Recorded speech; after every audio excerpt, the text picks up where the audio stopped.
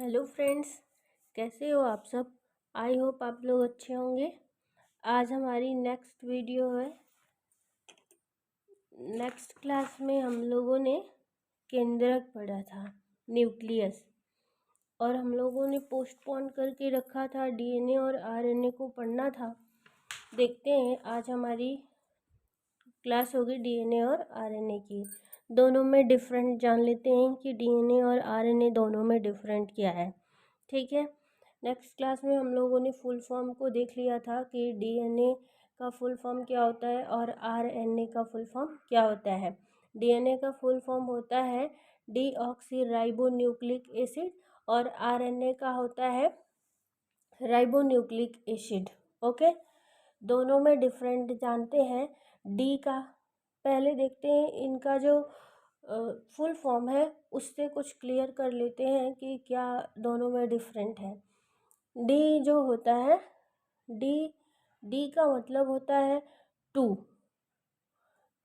और राइबो का मतलब होता है, राइबो जो है वो एक तरीके की शुगर होती है।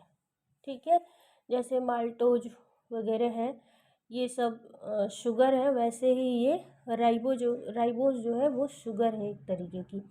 तो जो इसका स्ट्रक्चर बनता है, उसके स्ट्रक्चर में ये जो डीएनए होता है, डीएनए में 2 शुगर्स होते हैं और जो आरएनए होता है उसमें सिंगल शुगर होती है। एक डिफरेंट ये मिला कि राइबोज जो डीएनए में एक शुगर 2 शुगर होती है और आरएनए में एक ही शुगर होती है।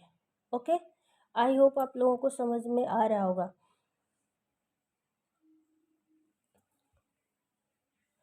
अब देखिए कि दोनों, इसकी डिस्कवरी कैसे हुई है, किसने किया है।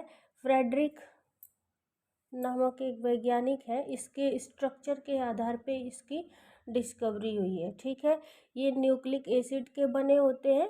ये जो होते हैं डीएनए और आरएनए, ये किसके बने होते हैं, न्यूक्लिक एसिड के बने होते हैं।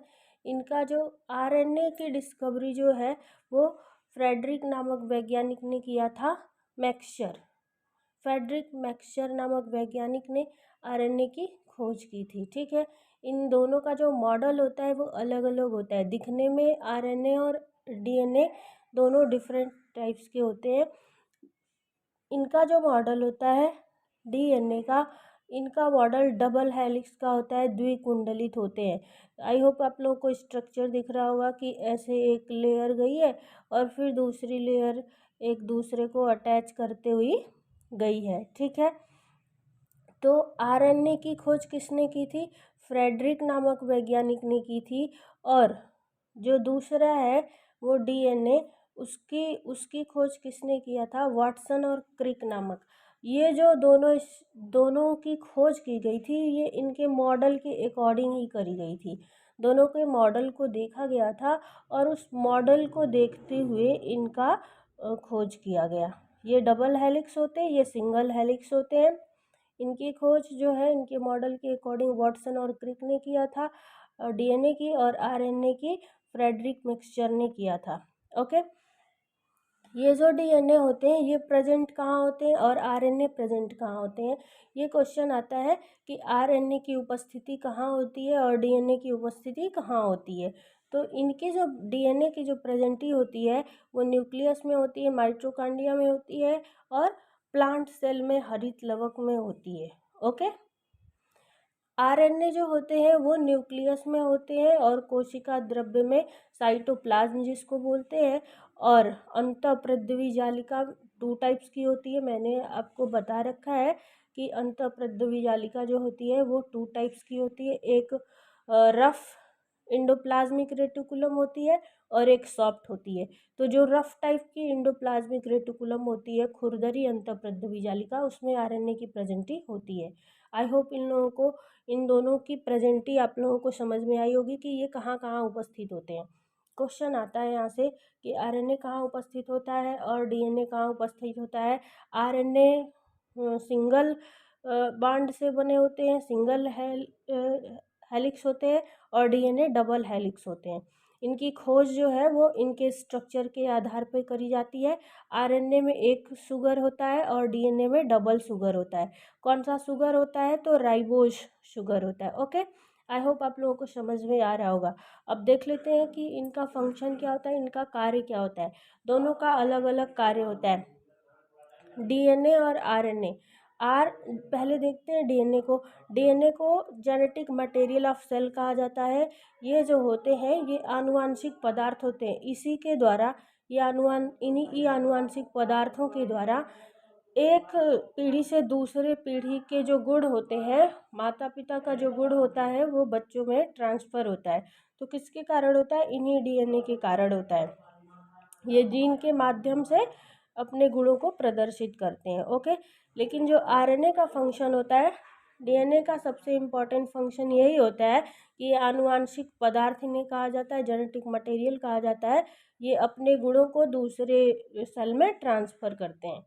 ठीक है, आरएनए जो होता है इनको कहा जाता है कि प्रोटीन मेकिंग का काम करते हैं। ये बॉडी में प्रोटीन मेकिंग करते हैं और सिंथेसिस करते हैं, प्रोटीन बनाने का काम करते हैं और संश्लेषण करने का काम करते हैं। जैसे फॉर एग्जांपल में हमारी बॉडी के जैसे हेयर के बाल के जो प्रोटीन है, बाल में कौन सी प्रोटीन पाई जाती है? Keratin protein. ठीक है, त्वचा में कौन सी प्रोटीन पाई जाती है? Collagen protein. इस तरीके से जितने भी पार्ट्स होते हैं सब में अलग अलग टाइप्स के प्रोटीन होते हैं। तो वो प्रोटीन मेकिंग का काम कौन करता है? आरएनए करता है और सिंथेसिस का काम करता है, संश्लेषण का काम करता है। ओके, आई होप आप लोगों को समझ में आ रहा होगा। नेक्स्ट देखते हैं, डीएनए जो होता है, डीएनए में कुछ ऐसे, ये जो डीएनए का स्ट्रक्चर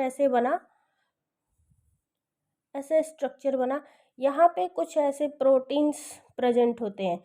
क्वेश्चन आपसे पूछा जाता है कि डीएनए में कौन सी प्रोटीन पाई जाती है, इसकी जो स्ट्रक्चर होते हैं इस तरीके का आपने देखा होगा बुक्स में। तो ये जो प्रोटीन होती है वो हिस्टोन प्रोटीन पाई जाती है। डीएनए में कौन सी प्रोटीन पाई जाती है? तो हिस्टोन प्रोटीन पाई जाती है। क्वेश्चन बनता है, तो डीएनए में कौन सी प्रोटीन पाई गई? Histone protein. ये हिस्टोन जो प्रोटीन होती है, जो हमारा डीएनए होता है वो हमारे सेल तो हमारी बहुत छोटी सी होती है। जैसे मान लीजिए ये कोई सेल है या फिर ये प्रोटीन है, ये प्रोटीन है और कौन सा प्रोटीन है? ये कोई एक सेल है और इस सेल में ये हिस्टोन प्रोटीन है। ओके, और इस हिस्टोन प्रोटीन में ये ऐसे ऐसे ऐसे इस तरीके का स्ट्रक्चर बना होता है, किसका? डीएनए का। क्यों? डीएनए को ये बांध के रखने का काम करती है, डीएनए पैकिंग का काम करता है। कौन? प्रोटीन। कौन सा प्रोटीन? Histone protein. ये जो हिस्टोन प्रोटीन है वो डीएनए को चारों तरफ से लपेट के रखता है या बांध के रखता है। क्यों? क्योंकि ये बहुत लंबा होता है। ये जो डीएनए होता है लगभग हमारी सेल तो बहुत छोटी होती है, लगभग ये 6 फीट लंबा होता है। तो ये जो हिस्टोन प्रोटीन है ये इस डीएनए को इस तरीके से बांध के रखता है। नहीं तो फिर ये क्या हो जाएगा, अगर ये हिस्टोन प्रोटीन नहीं होता तो ये जो डीएनए है ये इस तरीके से कुछ ऐसे लंबा सेल से बाहर निकल जाता, न्यूक्लियस से बाहर निकल जाता, तो फिर बहुत सारी दिक्कतें होती। ओके, बट ये आरएनए में हिस्टोन प्रोटीन एब्सेंट होते हैं, ये प्रेजेंट उसमें नहीं होते हैं। अब देखते हैं कि ये आरएनए और डीएनए बनते कैसे हैं। डीएनए और आरएनए बनते कैसे हैं? तो डीएनए और आरएनए जो होते हैं वो पॉलीन्यूक्लियोटाइड्स के बने होते हैं। ये जो डीएनए है और आरएनए है ये किसके बने होते हैं? यहाँ से क्वेश्चन पूछता है, बट हमारे पीजीटी टीजीटी में तो नहीं, बट पीजीटी में ये क्वेश्चन एक आध बार कभी आया है, 1-2 बार मैंने देखा है, बट ये हाई लेवल का क्वेश्चन है। अदरवाइज साइंस ग्रुप के बच्चों के लिए ज़्यादा अच्छा है। तो क्वेश्चन होता है कि डीएनए और आरएनए बनते कैसे हैं? तो ये किसके बने होते हैं? पॉलीन्यूक्लियोटाइड के बने होते हैं। अभी जान लेते हैं कि ये पॉलीन्यूक्लियोटाइड क्या होते हैं। ये जो पॉलीन्यूक्लियोटाइड होते हैं, पॉली का सेंस होता है बहुत ज़्यादा, बार बार, और न्यूक्लियोटाइड का मतलब होता है कि न्यूक्लियोटाइड में 3 ग्रुप्स होते हैं। एक शुगर और क्या फास्फेट ग्रुप होगा, शुगर फास्फेट ग्रुप, और हम ये कह सकते हैं कि नाइट्रोजेनेटिक बेस, जिसमें नाइट्रोजन की प्रेजेंटी हो, नाइट्रोजेनेटिक बेस। तो क्या, शुगर फास्फेट समूह और नाइट्रोजन युक्त क्षार, ये तीनों जब आपस में मिलते हैं तो क्या बनाते हैं, पॉलीन्यूक्लियोटाइड बनाते हैं। तो दो क्वेश्चन हुआ कि डीएनए और आरएनए बनते कैसे हैं, तो पॉलीन्यूक्लियोटाइड से।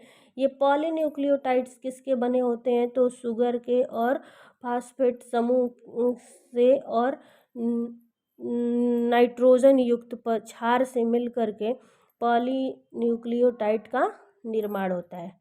ओके, देखते हैं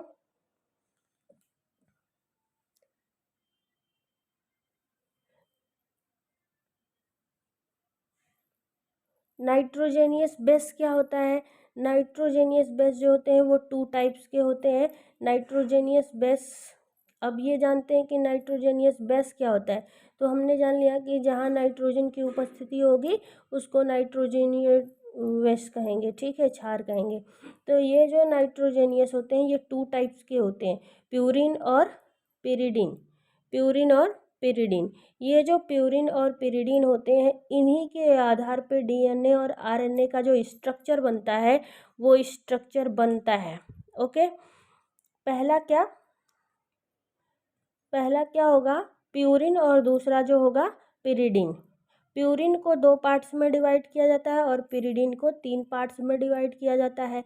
तो ये जो प्यूरिन है इसका फर्स्ट पार्ट जो होगा एडेनिन होगा और दूसरा जो होगा वो ग्वानिन होगा।